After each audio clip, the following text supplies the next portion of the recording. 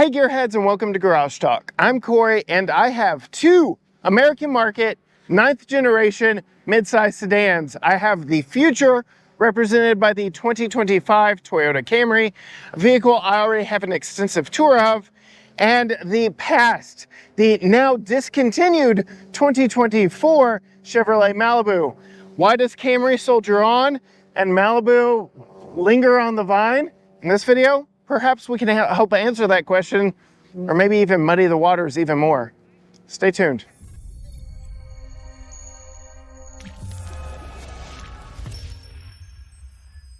Yes, gearheads, I am in Elkhart Lake, Wisconsin at the Midwest Automotive Media Association, or MAMA's Spring Rally, where Toyota has shown off and brought their new 2025 Toyota Camry.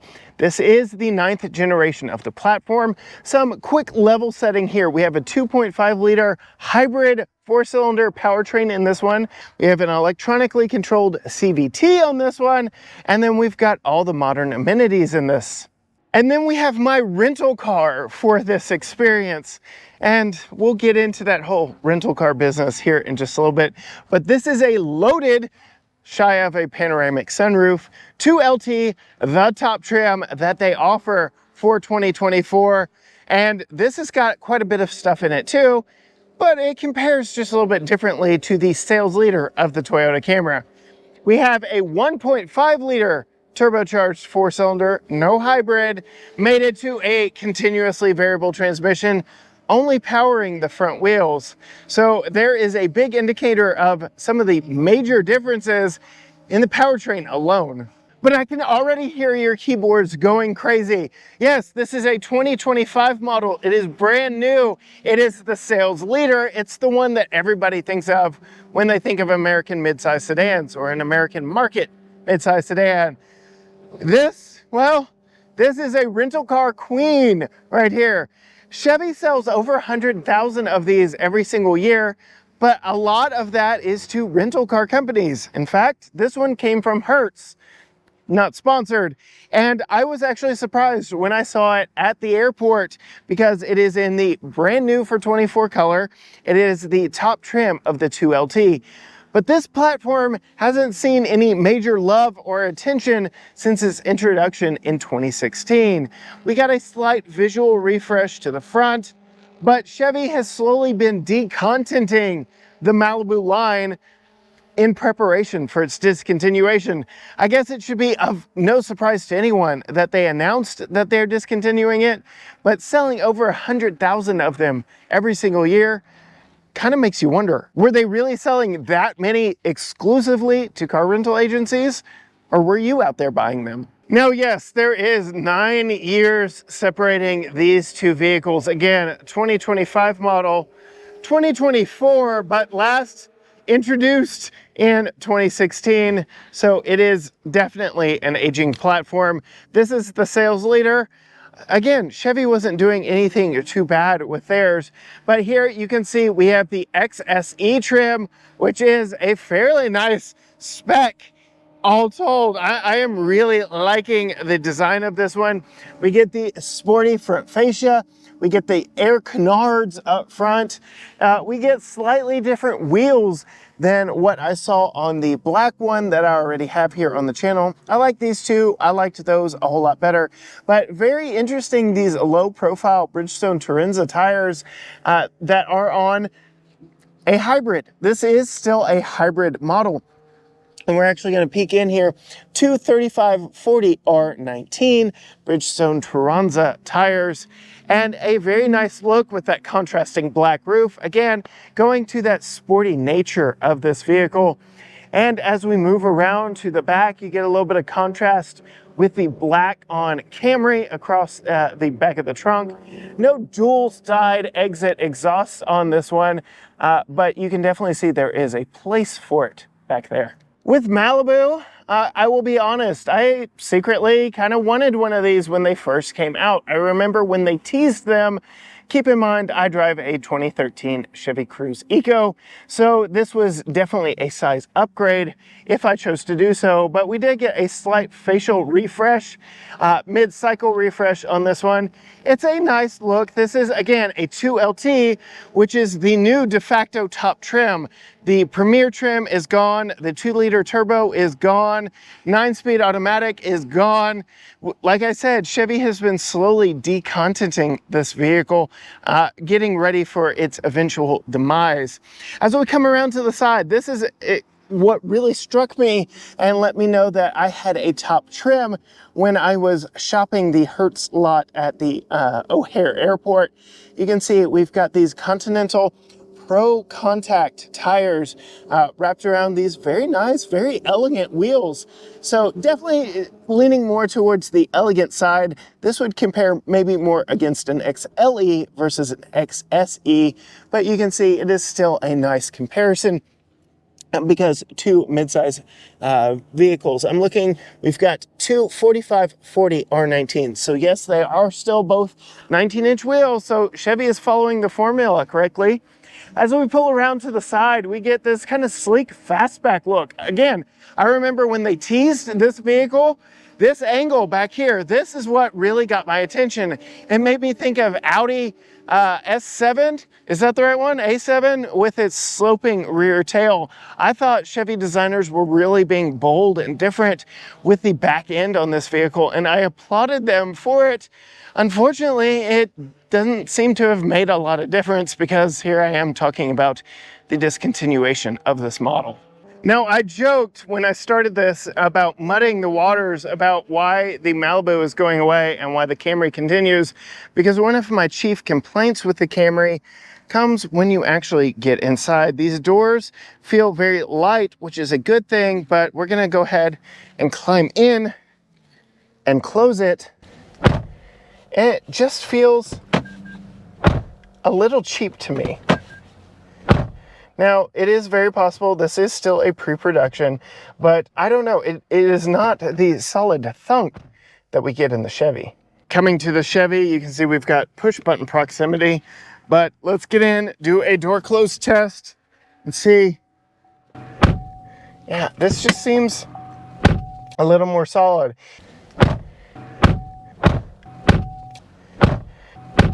And as your first real point of contact with a vehicle, I don't know, this just seems more important to me than anything else. You've got to get the door closed sound right and make sure it is still a premium sounding vehicle. And that is one thing that really stood out to me with Camry the first time I sampled it. Again, it was pre-production. And then getting into this one, I was like, oh, we might have a little competition on our hands.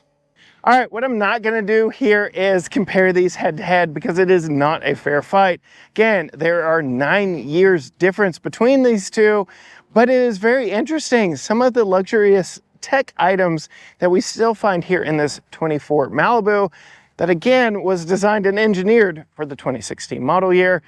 But what I can do in this one is show you what you still get for, as this one sits, just at $30,000. I have had a small Chevrolet Trailblazer crossover that is nowhere as big as this for $5,000 more than this. Why aren't people buying these sedans anymore? There is so much room and comfort. You know what? Just come in. We're gonna run through everything in this one. So as I sit here in the pretty well-loaded 2LT, as top as it gets, Chevy Malibu, there's a lot to talk about. First, we'll start on the door. 2-person memory seat, which is a very nice touch. Express up down for the driver window only. And then we have a lockout for rear passenger windows too. We still get light controls. That's something that Chevy's doing away with. Coming to the steering wheel, we get a nice leather wrapped steering wheel. It's been very comfortable. It is heated. It's got a bunch of controls on it, including volume and tuning on the back of the steering wheel. So it's not button overload. It's a nice classic shape and makes way for the 8-inch color infotainment or driver information screen back here. But you can still see we get some analog gauges, which is nice. These little pods are customizable as to what you can display there. So that's very nice. We get an 8-inch infotainment system with wireless Apple CarPlay and Android Auto. That is something that other automakers took a while to adapt to. I really like the head unit. It works very well. We still get some physical buttons. Dual zone climate with heated and ventilated front seats, automatic fan control, and very easy to use. All really good within reach. And then the overall design in here, my ADD brain, my OCD brain, those are the letters. I appreciate the symmetrical design. We'll talk more about Camry here in just a moment. Coming down here, we get some rubberized storage. We get USB-A and USB-C interfaces. We get an auxiliary jack. We get a cigarette lighter style power port right there. So we get some auxiliary power, but even still, we get USB-C in this. Again, that's something other automakers took a while to get to. We only have a backup camera in this, no 360 cameras, which is a little bit of a letdown. Get a lot of fake wood, but a couple cup holders, and then a Qi wireless charger that I thought I would like because I generally like this style wireless charger from General Motors, but it's stuck in there, and you can see it was about to turn my phone off, and it actually set off emergency services earlier. So good in theory, bad in practice, especially being up underneath the lid here. Very hard to get to for today's modern large phones that even existed back in 2016. So I'm not quite sure what Chevy was doing there, but they still offer it, I guess, if you don't have a Pro Max.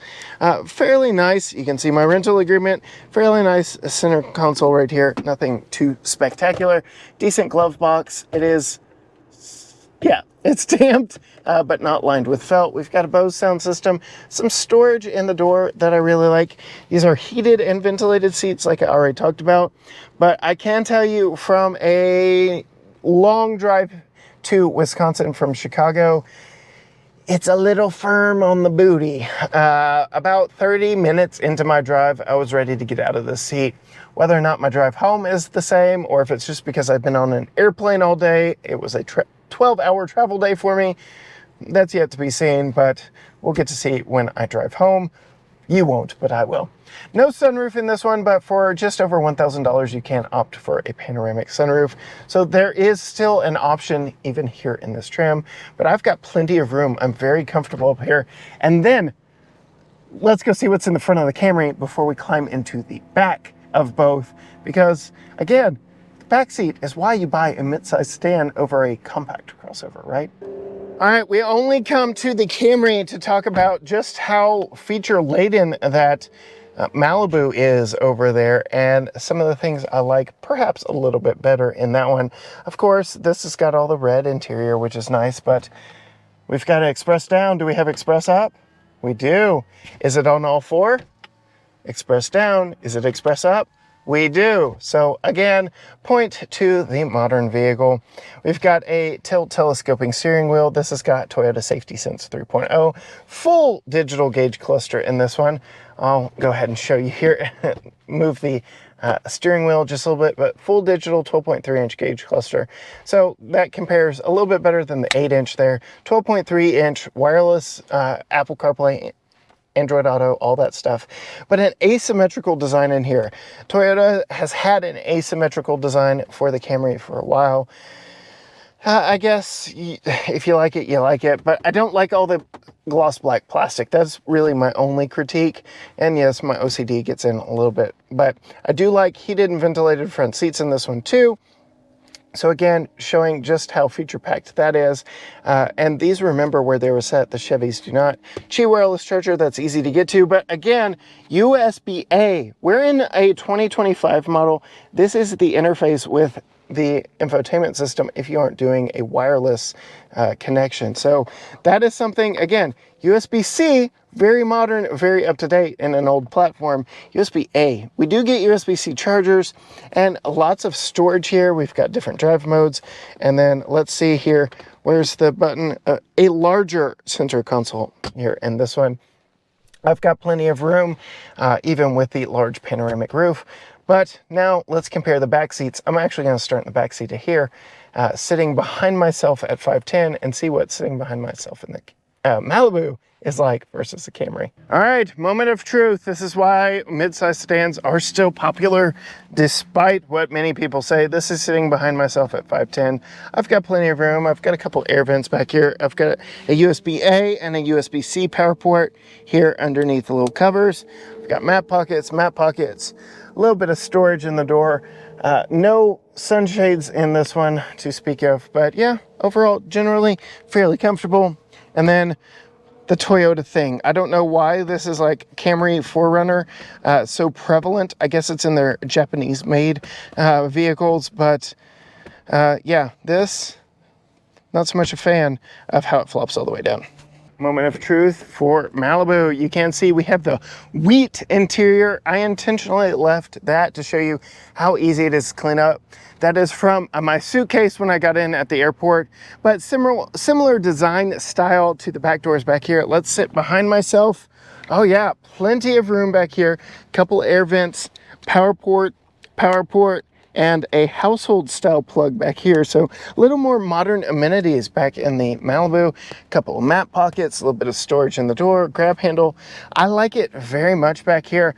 And you can see even with that sloping roof line that I talked about with the design, I've still got plenty of headroom. And look, Toyota, it's not that hard. You just keep it where, you know, actual adults sit. So I like that. And then these seats clean up very nicely. Again, that came off of my suitcase from rolling it around at the O'Hare Airport. So even this light colored wheat interior still cleans up fairly nicely. Now let's go look at the trunk of the Camry and see how it compares to the Malibu. Coming back to the trunk, I do believe the button is somewhere under, there we go, remote release, and we have a nice wide opening, nice tall opening, very, very large trunk space. We've got a little storage over here on the sides. We've got this little hook right here that we can actually place right there. So we have access to all of our tools for changing a flat tire. So I like that a lot. Kind of well known in this segment are the 60/40 split bench seats, but the releases are here in the trunk. And because this is a hybrid model, we have a little bit of a ramp up to those back seats. And unfortunately, like no grab handle. My Chevy Cruze has a grab handle so that I don't have to put fingerprints or get the back of the trunk all dirty. Lastly, coming to the Malibu, just like with the Camry, it is a remote release. It is not a power trunk. You can see we still get the releases here, just like in the Camry. We still get the hinges that come into the cargo compartment. A little bit different opening size, but we have just over 15, almost 16 cubic feet of space back here, which is very competitive. Just like with the Camry, we've got a very thin false floor, but no spare to speak of in this one. We've got a large tub with even more storage. So this one definitely has a one up on storage space. And you can see we have a flat transition. Let me move my backpack. Or more of a flat transition between the folded down back seat and the trunk. So if you really needed to move large items, you've definitely got a bigger opening into the cargo compartment with the Malibu. Again, my Chevy Cruze, which was a model down from this, has a handle. You still have to grab it and close it like that. All right, gearheads, so this really, it was not a fair fight. This is modern and up to date, but what I really wanted to show you is just how much of a value Chevy still offers in a midsize sedan. Again, I have had subcompact Trailblazers that cost more than this. All the room in this really is still a good bargain on the market, and I bet you can still get these for under sticker because so many of these are selling to places like Hertz, where I got this one. Not sponsored, but there you go. If you want to see more on the Toyota Camry, I've got a whole video on that from the Texas Auto Riders event that I did earlier this year. And I'm actually not going to take you on a drive of this one because, well, it's being discontinued. I can't say the CVT is not terrible. The power is decent. It is there when you need it. And aside from my booty getting a little sore very early into my trip from Chicago, it is a very comfortable cruiser down the highway. You would be doing well with getting either of these, but this one really is the bargain because, again, a sticker for just around $30,000, and I can almost guarantee you can get one for under sticker. There you have it, the future, the past, the midsize sedan. Are you excited about the midsize sedan market? We have Hyundai Sonata content here on the channel. We've got some other midsize sedans. Hit that subscribe button down below, ring the bell so you see future content from me here at the Mama Spring Rally.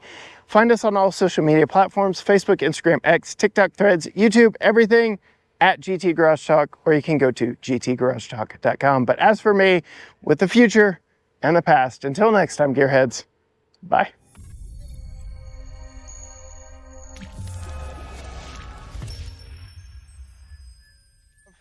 And then I have the final Chevy Malibu. This is the 9th generation of the Chevy Malibu. This is a 2024 in the new exclusive color for the model year, the Lakeshore Blue. And in this video, I'm going to examine why this vehicle, oh, frick.